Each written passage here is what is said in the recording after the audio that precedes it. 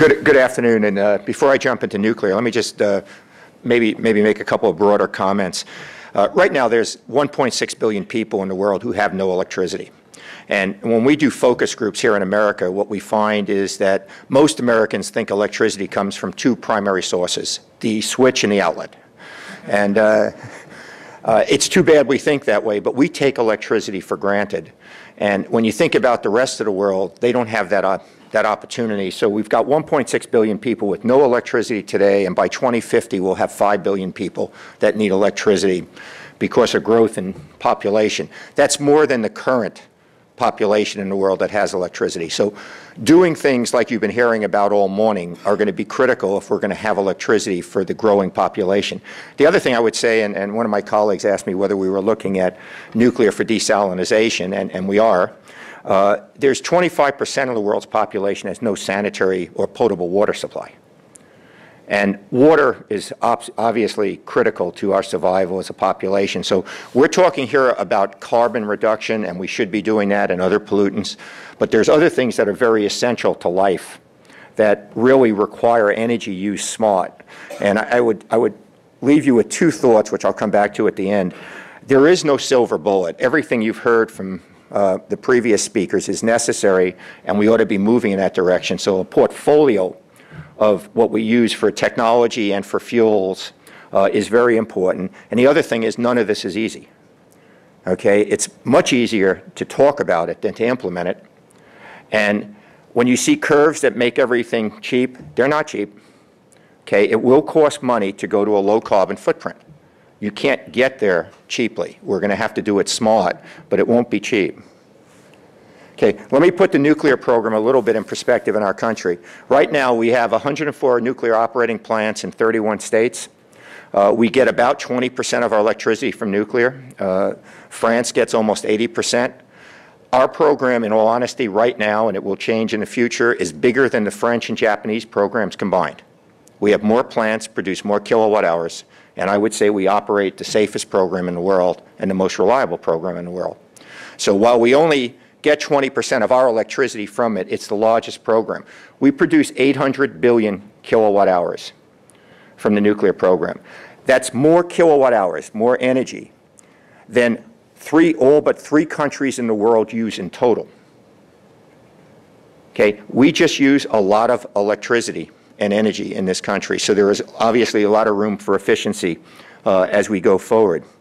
If you look at what we do from a non-emitting standpoint, you heard it from Jeff, nuclear right now is over 70% of our non-emitting electricity supply.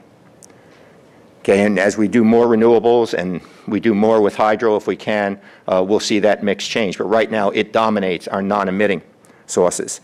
If you look down here on performance, over the period from 1990 to last year, we added the equivalent of 28,000 megawatts to the grid by just improving performance.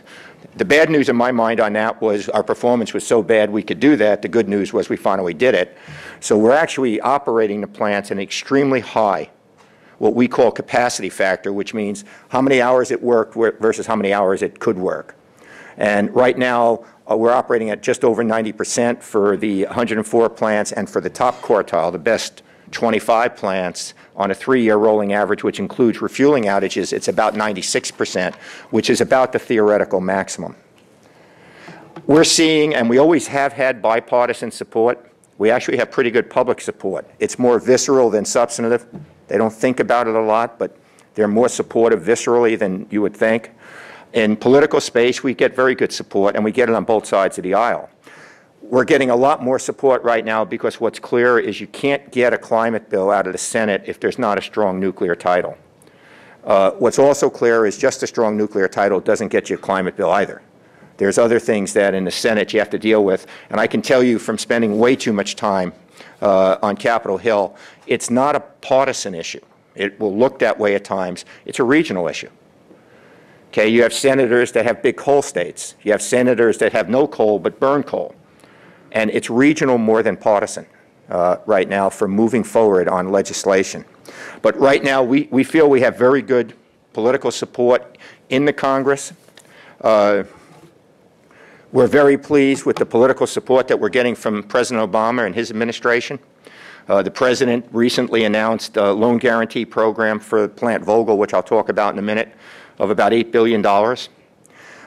He also has put in his budget not only more loan money, but has put in his budget a pretty good R&D program for moving forward. We also have seen the President speak out very strongly, as has Carol Browner and Secretary Chu and the Deputy Secretary Dan Poneman, on the role of nuclear. And that's not just for our country. The President is very committed to dealing with proliferation issues. And when you look around the world, nuclear is growing in a lot of places, much faster than it's growing here. And the U.S. needs to play a role from a collaborative but leadership role to make sure that we do it safely, we do it securely, and it's done with the minimum amount of proliferation risk. And the President clearly is committed to that. Let me touch on where we see new plants. Worldwide, there's 58 new plants under construction, nuclear plants.